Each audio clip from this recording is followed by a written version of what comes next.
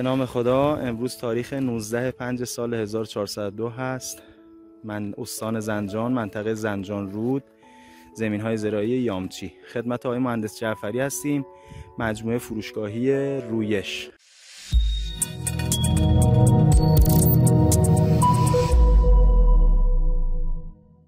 سلام عرض ادب. بنده جعفری ام، مسئول فنی فروشگاه رویش. بعضا نمونه های بذر سامیرال و سورنا رو گرفتیم، کش کردیم. تاریخ هلوش 22 کش شده. رقم سامیرال که بوتش رو ملاحظه می‌فرمایید. عرضم به حضور رقم سامیرال از لحاظ بوته سرسبزی بسیار عالیه، پوشش تقریبا مناسبه.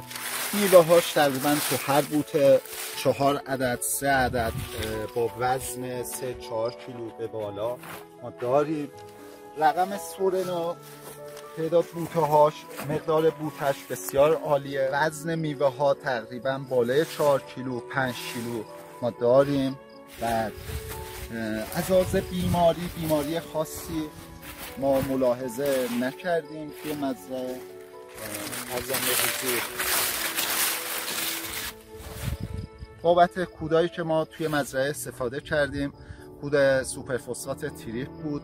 به ازای هر نوار 1000 متری 50 کیلو استفاده شده. کودای امپکا بوده، به ازای هر 1000 متر هلوش 15 کیلو استفاده شده. سمپاشی ما سموم بیسکایا بابت کرم جالیزی که بوده استفاده کردیم. قارچ‌کش استروبی استفاده شده. این اواخر هم گوگل خاشی استفاده کردیم. اسپورمس استفاده کردیم بابت سفیدک. دور آبیاریش هم به صورت هفتگی بوده. کیفیت پوشش برگی چطوره آقای مهندس از نظر شما؟ از لحاظ پوشش برگی به نظر من خوبه. کیفیتش یه جوریه که اصلا میوه ها مشاهده نمیشه توی مزرعه. از لحاظ کشاورزی این میتونه عالی باشه. ممنون، متشکرم. زنده باشی.